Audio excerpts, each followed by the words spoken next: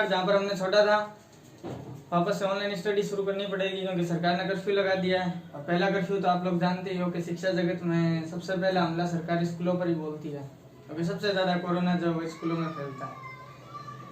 चुनावी रैलियों में जाओगे कोरोना नहीं है, कुंभ का मेले में जाओगे तो भी कोरोना नहीं है, लेकिन सबसे पहले जो कोरोना आएगा वो स्कूलों में आएगा, वो कोचिंगों में आएगा।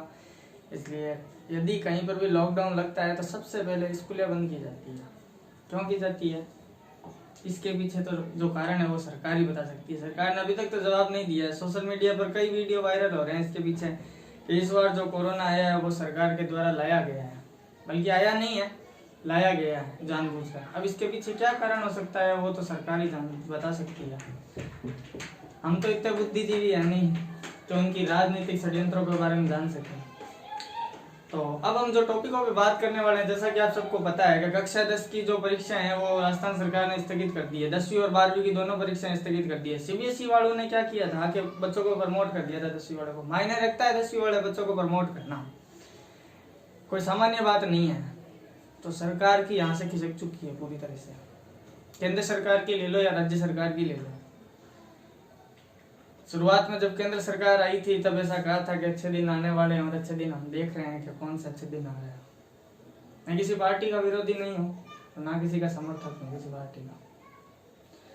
जो ढंग का काम करेगा उसका समर्थन करता है बस, बाकी किसी के समर्थक नहीं है। कि विशेष तौर पर बीजेपी के, एक टाइम में हम बीजेपी के समर्थक थे, अब नहीं है। क्यों नहीं, हाँ बीजेपी ने माना है कि एक टाइम में बहुत बड़े बड़े निर्णय लिए, जो 500 सालों में निर्णय नहीं हुए थे वो भी बीजेपी सरकार ने लिए हैं। लेकिन अब जो रणनीतियां चल रही है सरकार की, उस हिसाब से हम देख सकते हैं कि सरकार चाहती क्या है। तो आम आदमी को मारना चाहती है, उसके अलावा कुछ नहीं चाहती। तो स्कूलों में लॉकडाउन लग गया, कोचिंगें सारी बंद करवा दिया। मेरा गुस्सा इसलिए भी नहीं है कि मेरी कोचिंग बंद हो गई है, मेरा गुस्सा इसलिए है कि स्कूलें नहीं खोल रहे। बाकी सब चीज देखो, ठेके खुले हैं, जो चीज नहीं खुलनी चाहिए वो तो पहले खुली है। ठेके खुले हैं क्योंकि उनको सबसे पहले उनकी आमदनी जो है वो ठेकों से प्राप्त होती है सरकार को, इसलिए वो चीज खुली रख दी है। तो जो चीज सरकार को पैसे मिल रहे हैं ना जिन चीजों से, वो चीज सब खुली है, और जिनसे सरकार को इतनी आमदनी नहीं होती है वो सारी चीजें बंद कर दी है। तो जो प्राइवेट वाले जितने भी है उन सबको तो पूरी तरह से कमर तोड़ दी है सरकार ने। खैर छोड़ो, इतना बड़ा लेक्चर अपने को करना नहीं है। अपन आज बात करने वाले हैं कक्षा 10th के जो परीक्षा स्थगित हुई है, यानी कि अपने को मौका मिला है कि कुछ इंपॉर्टेंट क्वेश्चन है जो परीक्षा की दृष्टि से इंपॉर्टेंट है और परीक्षा में आ सकते हैं, उनके बारे में चर्चा करेंगे। जिसमें सबसे ज्यादा महत्वपूर्ण है कक्षा 10 की प्रश्नावली 17। कक्षा 10 की मैथ कर रहे हैं तो प्रश्नावली 17 आज हम करने वाले हैं। प्रश्नावली 17 के अंदर 3 विधियां अपने को देखने को मिलेगी, यानी कि अपने को याद क्या करना है, 3 टॉपिक है प्रश्नावली 17 के अंदर, माध्य, माध्यक और बहुलक। 3 प्रकार के टॉपिक है और इन 3 टॉपिकों में से एक टॉपिक बहुलक जो है वो सरकार ने पूरी तरह से काट दिया था क्योंकि 50% कोर्स कम हो गया था। तो 2 टॉपिक बच गए, एक माध्य हो गया, एक माध्यक हो गया। माध्य ज्ञात करने की अपने पास 3 विधियां हैं। तीनों विधियां अपने को अच्छी तरीके से आनी चाहिए, सिंपल सी बात है। सबसे इंपॉर्टेंट जो विधि है वो इस साल की दृष्टि से पद विचलन विधि है।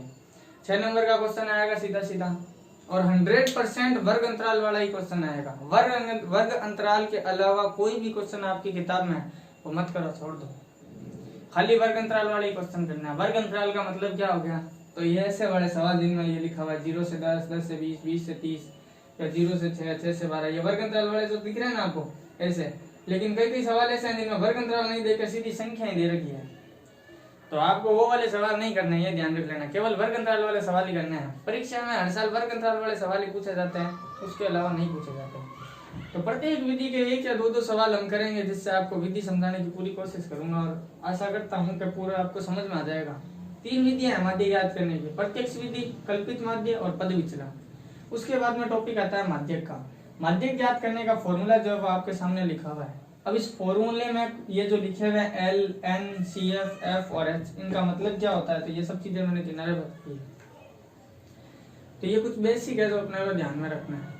माध्य ज्ञात करने की 3 विधियां। प्रत्यक्ष विधि का फॉर्मूला है x बार, x के ऊपर लाइन खींचिए, मतलब x bar is equal to sigma fx बट्टे सिग्मा f, यानी कि x बार बराबर सिग्मा fx बट्टे सिग्मा f। ये सिग्मा का चिन्ह है, सिग्मा fx बट्टे सिग्मा f। सिग्मा का मतलब क्या होता है, तो सिग्मा का मतलब होता है योग। अब इस प्रकार से सवाल दिया हुआ है और यदि अपने को बोलेगा कि इसका माध्य प्रत्यक्ष विधि से ज्ञात करो। वैसे सबसे इंपॉर्टेंट विधि मैंने आपको बताई थी कि पद विचलन इस साल पूछी जा सकती है, ठीक है, लेकिन फिर भी तीनों विधियां कर लेते हैं तो एक एक सवाल करेंगे प्रत्येक विधि से तो आराम से हो जाएगा, कोई दिक्कत नहीं होगी। और प्रैक्टिस आपके हाथ में है, क्योंकि मैथ में जितनी प्रैक्टिस करोगे उतना ही फायदा है। ठीक है, तो अब देखो यहाँ पर सबसे पहले हम बात करने वाले हैं प्रत्यक्ष विधि से। तो ये क्वेश्चन लेते हैं प्रत्यक्ष विधि से। अब ये कितवा क्वेश्चन है, कौन सा क्वेश्चन है, इससे आपको मतलब नहीं होना चाहिए, आपको विधि समझ में आनी चाहिए, बस ये ध्यान रखना। ठीक है ना। अब देखो इसके अंदर वर्ग अंतराल दिया हुआ होगा और बारंबारता दी भी आएगी आपको, और इसके अंदर आपको ज्ञात करना है सबसे पहले एक्स।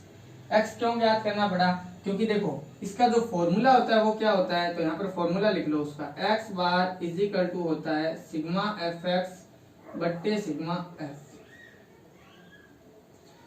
अब इसका फॉर्मूला यदि अपने को ध्यान में है तब अपने को पता लगता जाएगा कि इस विधि में ज्ञात क्या करना है। यदि प्रत्यक्ष विधि का फॉर्मूला अपने को ध्यान में तो पता लगता जाएगा। कैसे पता लगेगा, तो सिग्मा का मतलब होता है योग, यानी कि जोड़ना। तो यहाँ पर देखो किसका योग है, तो एफ का योग। एफ क्या के सिग्मा लगा हुआ है मतलब एफ का योग, तो एफ वाला कॉलम है, इसका योग करके यहाँ पर हम सिग्मा एफ इसका निकाल सकते हैं, यानी कि एफ का योग निकाल सकते हैं पूरा का पूरा। लेकिन आगे वाले में जो सिग्मा लगा हुआ है, इस सिग्मा के आगे एफ और एक्स दोनों लिखे हुए हैं, तो एफ और एक्स दोनों लिखे हुए हैं मतलब एफ और एक्स का योग जो है वो सिग्मा एफ एक्स कहलाता है। एफ का योग सिग्मा एफ कहलाता है, एफ और एक्स का जो योग है वो सिग्मा एफ एक्स कहलाता है। तो यहाँ पर यदि हम बात करें एफ और एक्स दोनों चाहिए, एफ अपने पास है लेकिन एक्स है नहीं, तो सबसे पहला जो है वो एक्स निकालना पड़ेगा। माध्य ज्ञात करने के लिए तीनों की तीनों विधियों में सबसे पहली प्रक्रिया एक्स ज्ञात करने की है। सभी विधियों में प्रक्रिया समान चलेगी, यानी कि सबसे पहले माध्य में एक्स निकाला जाता है, ये ध्यान रख लेना। एक्स निकाला जाता है, निकाला कैसे जाता है, एकदम इजी है। देखो कैसे, वर्ग अंतराल में क्या करना है, तो ये वाली संख्या और ये वाली संख्या जोड़ो और 2 का भाग लगा दो। 0 और 10 को जोड़ते हैं तो आता है 10, 10 में 2 का भाग लगाया तो कितना आ गया 5। तो मैंने यहाँ पर कितना लिख दिया 5। अब देखो यहाँ पर आगे वाले की यदि हम बात करते हैं, तो आगे वाले में क्या देखते हैं, तो 10 और 20 ये दो संख्या है अपने पास, इन दोनों को जोड़ो। देखो 10 और 20 को जोड़ते हैं तो 30, और 30 का आधा कितना होता है 15। आप ऐसे जोड़कर 2 का भाग लगाकर कर सकते हैं। तो पहली संख्या में आपने इसको जोड़ा और 2 का भाग लगाया तो 5 आ गया, फिर इन दोनों को जोड़ा 2 का भाग लगाया 5 आ गया। या आप ऐसा कर सकते हो कि इन दोनों को जोड़ा 2 का भाग लगाया तो 5 आ गया, और फिर इसमें देखो अंतर कितने कितने का चल रहा है, 0 से 10, 10 से 20, 20 से 30, 30 से 40, अंतर देखो कितने का चल रहा है, 10-10 का अंतर चल रहा है। देखो 0 से 10 में कितने का अंतर है 10 का, 10 से 20 में कितने का अंतर है 10 का, 20 से 30 में 10 का, 30 से 40 में 10 का, 40 से 50 में 10 का, सब में 10-10 का अंतर चल रहा है। तो इसमें 10-10 ऐड करते जाओ, 5 में 10 जोड़ा 15, 15 में 10 जोड़ा 25, 25 में 10 जोड़ा 35, 35 में 10 जोड़ा 45, ये निकल गया x। अब सूत्र क्या कह रहा है, f और x के बीच में कोई चिन्ह नहीं है, और जब कोई चिन्ह नहीं होता मतलब गुणा का चिन्ह होता है, तो f और x की आपस में गुणा करवानी है। प्रत्यक्ष विधि ज्ञात करना सीख रहे हैं, यहाँ से समझना, f और x की आपस में क्या करवानी है, गुणा। तो f ये रहा, x ये रहा, ऊपर वाली संख्या को ऊपर वाली संख्या से, 9 पंजे 45, 15 की 12 से गुणा कराते हैं, 15 दूनी 30 हासिल 3, 15 एकम 15 और 3 18, 180, 25 पंजे 125 हासिल 12, 25 एकम 25, 25 एकम 25 और 12 कितने हो गए 12 हो गए, 25 और 12 हो गए 37, 35 की 10 से गुणा कराते हैं 350, 45 की 14 से गुणा करवाएंगे तो 14 पंजे 70 हासिल 7, 14 तो 56, 56 और 7 कितने हो गए 63। अब यहाँ पर देखो अपने को क्या करना है, किसका किसका सिग्मा करना है, उसका कर लो। एक तो f का सिग्मा करना है, तो f वाला कॉलम कौन सा, ये रहा f का कॉलम, f का सिग्मा करना है मतलब f का योग करना है पूरे का। तो f का हमने कर लिया सिग्मा, यानी कि f को जोड़ लिया, पूरे f को जोड़, देखो कितना आ रहा है 9 2 11 11 5 16 16 4 20, 20 का 0 हासिल गई 2, 2 और 1 3, 3 1 4, 4 1 5, 5 और 1 6, सिग्मा f कितना आ गया, सॉरी सिग्मा f कितना आ गया 60, यानी कि सबका योग जो है वो 60 आ गया।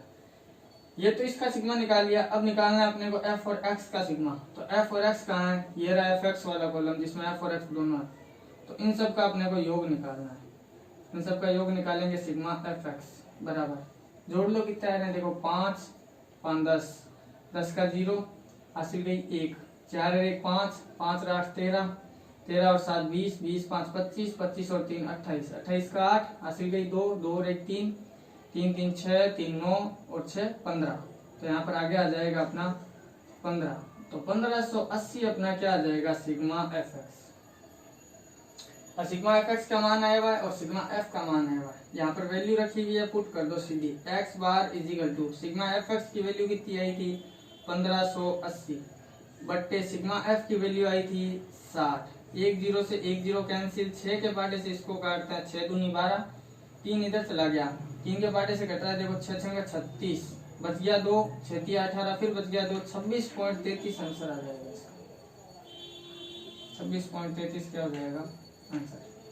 कैलकुलेशन में आपको दिक्कत हो सकती है क्योंकि यदि आपकी प्रैक्टिस परफेक्ट नहीं है तो आप पीछे भाग देकर देख लेना।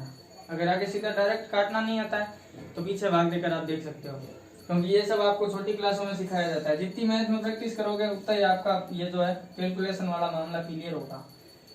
ये प्रत्यक्ष विधि था। इसी प्रत्यक्ष विधि से एक और सवाल करके देखते हैं जिससे ये विधि क्लियर हो जाए, क्योंकि पहली विधि हमने प्रत्यक्ष ही ली है। माध्य ज्ञात करने में प्रत्यक्ष विधि से माध्य ज्ञात करना सीख रहे हैं। वर्ग अंतराल दिया हुआ, एफ दिया हुआ, इतना सवाल आपको दिया हुआ आएगा परीक्षा के अंदर। आगे अपने को ज्ञात करना है। हमको कैसे पता लगेगा? एक्स याद करना है, एफ और एक्स याद करना है, तो फॉर्मूला याद कर लो। फॉर्मूले से अंदाजा लगो, ये फॉर्मूला अपने पास, इससे ध्यान लगो कि क्या याद करना है। देखो एफ और एक्स है इसके अंदर। प्रत्यक्ष विधि में क्या आता है? ए बराबर एक्स बार बराबर सिग्मा एफ एक्स बटे सिग्मा है, यानी कि एफ और एक्स आ रहा है। इसका मतलब एफ एक्स निकालना पड़ेगा इसमें। एक्स तो सभी में निकालना पड़ेगा, इसमें तीनों में निकालना पड़ेगा। एक्स तो निकालना ही पड़ेगा, लेकिन आगे क्या करना है? तो एफ और एक्स की गुणा करानी है। यहाँ पर देखो एफ और एक्स है, इसलिए एफ और एक्स की गुणा करानी है। यहाँ पर एफ और डी है, मतलब उसमें डी निकालना पड़ेगा। यहाँ पर एफ और यू है, इसका मतलब उसमें यू निकालना पड़ेगा। तो फॉर्मूला दिमाग में है ना, पता लगता जाएगा कि विधि के अंदर होता क्या क्या है। ठीक है, यहाँ पर देखो एफ, तो यहाँ पर अपने को सबसे पहला काम है एक्स निकालना। एक्स को कहते हैं मध्यमान, यानी कि मिडिल वैल्यू, मध्यमान कहा जाता है। सिंपल बात है, एक्स निकालना सिंपल तरीका है। जो वर्ग अंतराल दिया हुआ उसमें दोनों को जोड़ो, 2 का भाग लगा दो। 0 और 6 को जोड़ेंगे 6 जाएगा, 6 में 2 का भाग लगाएंगे 3 आ गया। अब देखो अंतर कितने कितने का चल रहा है? 0 से 6, 6 से 12, 12 से 18, 18 से 24, 6 का अंतर चल रहा है। गौर दोगे तो जितने जितने का अंतर चल रहा है उतने उतने जोड़ते जाओ। 6 का चल रहा है तो 3 में 6 जोड़ेंगे तो 9, 9 में 6 जोड़ेंगे तो 15, 15 में 6 जोड़ेंगे तो 21, 21 में 6 जोड़ेंगे तो 27। ये अपने पास आ गया एक्स। अब अपने को क्या करना है? तो एफ और एक्स के आपस में गुणा करवा दो। ये रहा एफ, ये रहा एक्स। 6 दिया 18, 9 8 72, 15 दाम 150, 21 में कितना होता है 189, 27 7 कितना होता है? तो 7 7 गुण 50, हासिल 4, 7 दूनी 14, 14 और 4 कितने हो गए 18। अब अपने को देखो फॉर्मूला क्या है? X bar is equal to sigma f x बट्टे सिग्मा एफ। ये फॉर्मूला अपने पास। तो किसका किसका सिग्मा करना है देख लो। एक तो एफ का सिग्मा करना है, एफ का योग करना है। सिग्मा मतलब योग होता है, तो एफ का सिग्मा कर दो। ये रहा सिग्मा एफ, एफ का सिग्मा, एफ वाले कॉलम का पूरा सिग्मा। 6 8 14 10 24 और 9 कितने हो गए 33 से 7 40। सिग्मा एफ 40 आ गया। इसको ऐड कर लो। कौन सा कॉलम है? एफ एक्स कॉलम है। और एफ एक्स का करना क्या है? सिग्मा करना है, जोड़ना है इसको। सिग्मा हो गया। 72 और 18 कितने हो गए? तो 72 और 8 होते हैं 80, 80 और 10 90, 90 और 150 कितने हो गए? तो 15 और 9 कितने होता है? 15 और 9 हो गए 24, यानी कि 240। 240 में अपने को जोड़ना है 189 और 189, यानी कि 240 अपने को ऐड करना है 189, 189 ऐड करके देख लो। 9 9 18, 8 8 16, 4 20, 1 21, हासिल 2 2 4 2 6, 618 कितना आ गया? 618। डबल कंफर्म कर लेते हैं। 9 9 18, हासिल 1, 8 8 16, 4 20, 21, 2 4 तो 6। सही है। अब अपने को वैल्यू पुट करनी है फॉर्मूले में सीधा। सिग्मा एफ एक्स, यानी कि सिग्मा एफ एक्स की वैल्यू कितनी होगी 618 बट्टे सिग्मा एफ। सिग्मा एफ की वैल्यू कितनी है 40। 40 का डायरेक्ट भाग देते हो तो अच्छा है। अगर डायरेक्ट भाग देना नहीं आता तो 40 को टुकड़ों में तोड़ लो। कैसे तोड़ोगे? तो 4 × 10 लिख सकता हूँ इसको। 10 का तो भाग देना आता ही होगा। 4 के पाटे से पहले काट दो इसको। 4 एकम 4, 2 इधर चला गया, 4 पंजे 20, 1 इधर चला गया, 4 चौक 16 पॉइंट 4 पंजे 20। पूरा 4 का भाग गया 154.5। और 10 का भाग और देना है तो पॉइंट 1 अंक और आगे आ जाएगा। तो यहाँ पर आ जाएगा 15.45। 15.45 क्या हो जाएगा? अपना आंसर हो जाएगा। तो ये थी अपनी प्रत्यक्ष विधि। तो प्रत्येक वीडियो के अंदर हम एक एक विधि सीखते जाएंगे, क्योंकि वीडियो ज्यादा लंबा बनाएंगे तो बच्चे देखते नहीं है, इसलिए एक एक विधि का एक एक वीडियो देखना है। तो विधि क्लियर होनी चाहिए अपनी पूरी अच्छी तरीके से। तो आज वाला वीडियो था वो लेक्चर की वजह से थोड़ा बहुत लंबा हो गया था। बाकी आपको एक चीज ध्यान रखनी है कि ये सब जो चल रहा है अभी वो एक राजनीतिक षड्यंत्र है और कुछ नहीं है। ठीक है, तो मिलते हैं नेक्स्ट वीडियो के अंदर, तब तक के लिए जय हिंद जय भारत। ये जो बेसिक आपको दिया हुआ है ये बेसिक पूरा उतार लेना, क्योंकि मैं आगे वाले वीडियो में ये बेसिक वापस नहीं बताऊंगा। इनके जो फॉर्मूले है वो आपको अच्छी तरीके से लर्न होने चाहिए, यानी कि याद होने चाहिए। ठीक है, मिलते हैं अगली